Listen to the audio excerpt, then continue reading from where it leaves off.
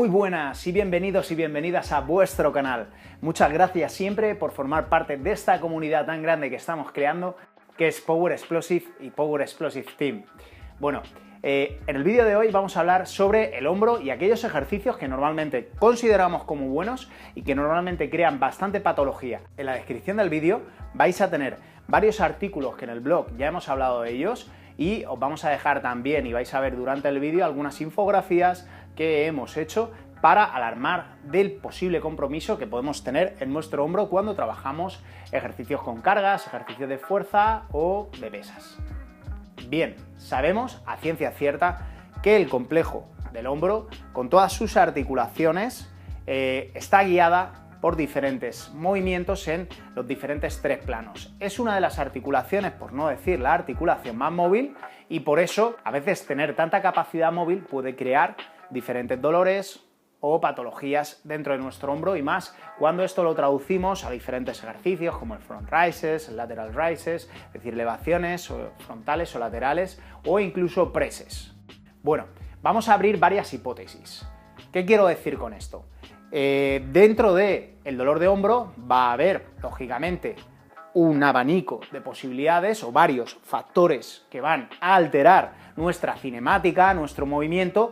Primero, vamos a descartar los factores neurológicos, es decir, que tengamos algún tipo de compromiso, hernia discal, protusión, que esté alterando del sistema nervioso central o el propio cerebro, tengamos algún tipo de afectación dentro de los umbrales nociceptivos, es decir, de la capacidad nociceptiva del dolor.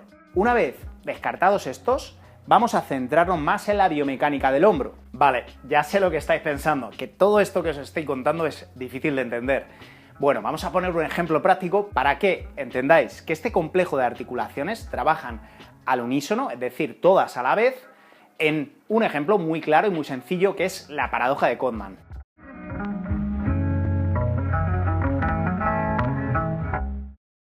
Vamos a obviar al autor, vamos a obviar a la paradoja y vamos a ver el ejemplo en sí.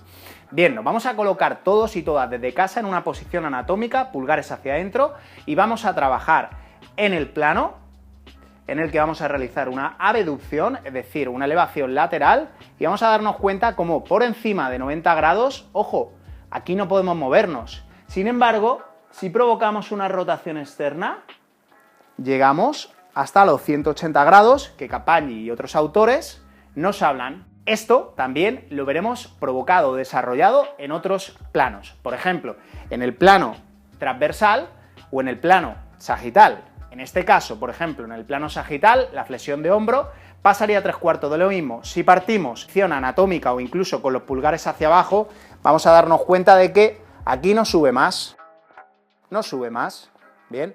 Sin embargo, si volvemos a esa rotación externa, sí llegaríamos. Por eso, si sabemos conjugar los movimientos por encima de la cabeza o en diferentes planos con esta biomecánica que tiene el hombro, podremos, primero, evitar lesiones, lo más importante, y segundo, hacer movimientos mucho más efectivos y eficientes.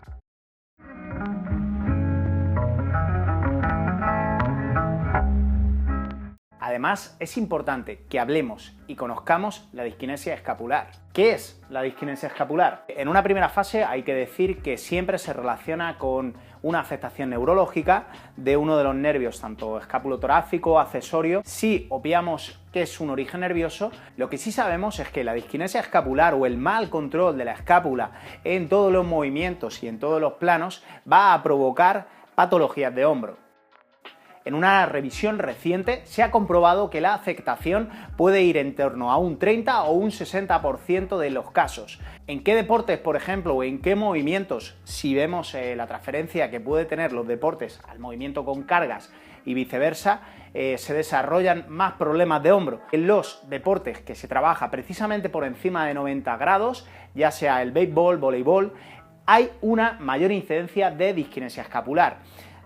Constato que es una revisión de 2016 y que, aunque sabemos que es un origen multifactorial lo que provoca los dolores de hombro, es importante que controlemos esa escápula y esa posible desaferencia sensitiva, esa falta de control motor sobre la misma.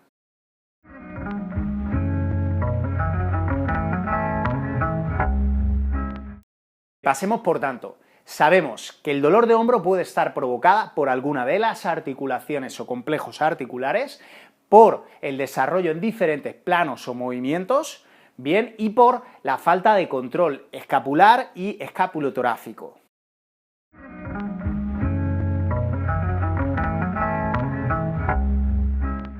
¿Qué ejercicios provocan más dolor?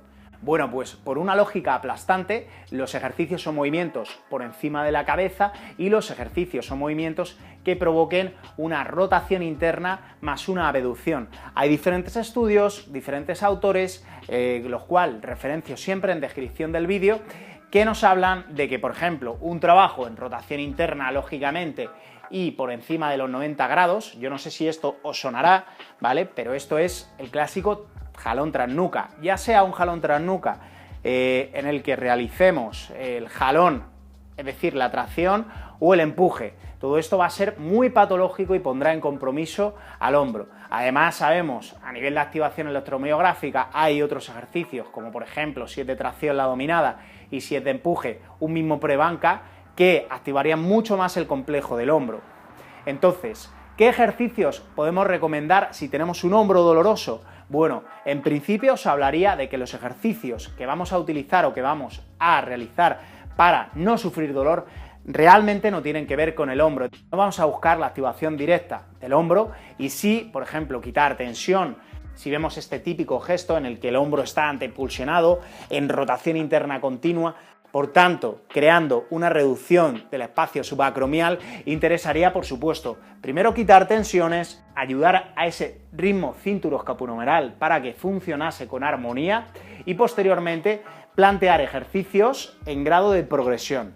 Esto lo veremos en el próximo vídeo de cómo preparar ese hombro para convertirlo en un hombro seguro para posteriormente trabajarlo con seguridad y mejorando nuestro rendimiento. Agradeceros siempre que estéis ahí, valoramos y mucho la manita arriba y por supuesto nos veremos en el próximo vídeo donde daremos consejos prácticos para mejorar todo esto que hemos hablado. Un saludo grande.